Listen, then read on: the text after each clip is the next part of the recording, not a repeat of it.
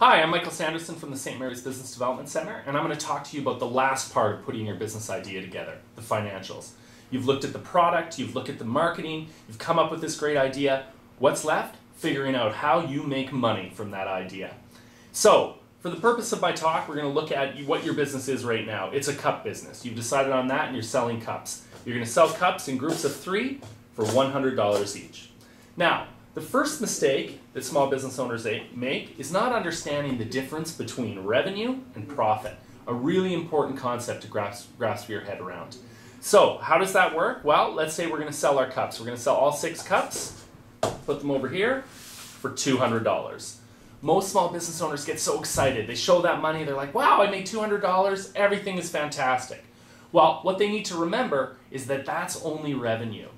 Revenue is only as good as how good you are at controlling costs. So you need to figure out, after you've earned this revenue, what are you going to have left over? The mistake that most people make is thinking this $200 means I've just made $200, and that's not true. So the first part in understanding expenses is variable costs, also known as cost of goods sold.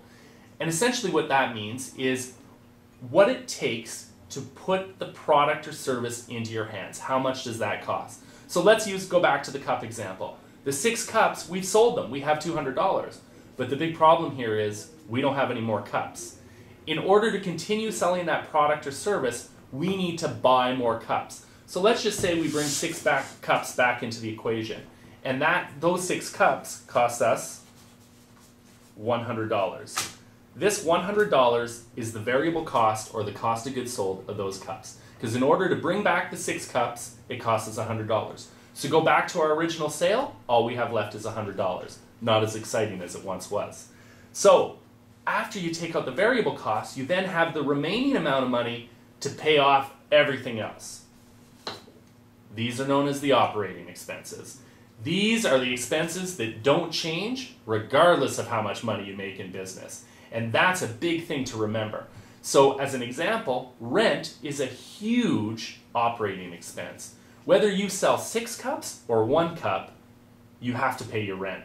So think about that when trying to establish how much you charge for things and how much revenue you're really making. So let's take some of the operating expenses out of our remaining $100. We could take utilities, for instance, including power. We could take our marketing fees, things like that. Anything that is a standard expense for the company, rent, we'll throw that in. Maybe you do all of that, you put it all back, what you're left with is only $10. So from that original $200, you only have $10 left. And that's essentially what financials are all about.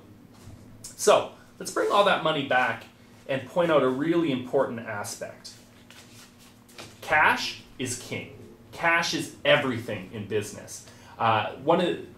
Your financials in a company are broken down into 3 statements. The balance sheet, which I'm not going to talk about today, the income statement, and then the cash flow. The cash flow for a small business owner is the most important thing. What is a cash flow?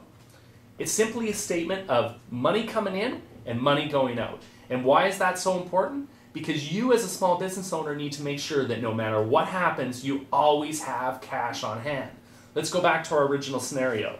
You spent all that money, you were left with $10.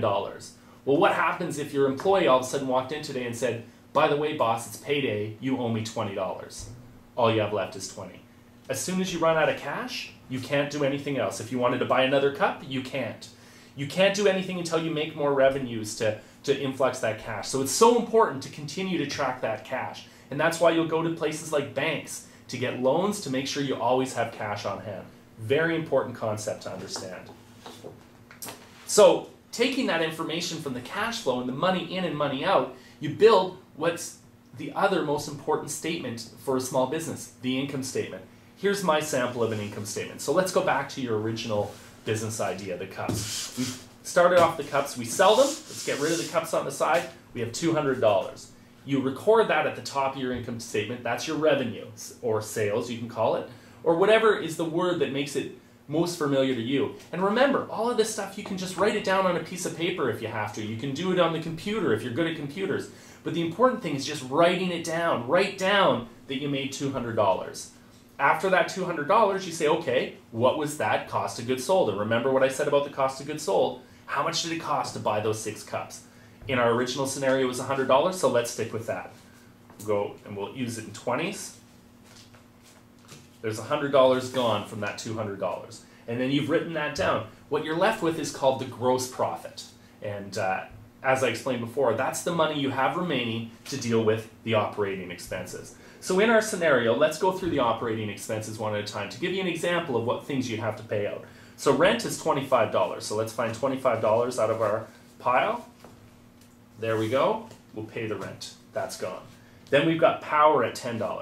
$10 for power. We paid that. Done. Employees, big part of your expenses, $25. Always pay your employees well, or at least fairly. Otherwise, they'll move on to other organizations.